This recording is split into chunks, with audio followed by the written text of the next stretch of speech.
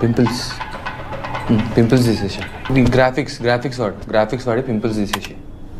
అన్న Baahubali range VFX అన్న అది.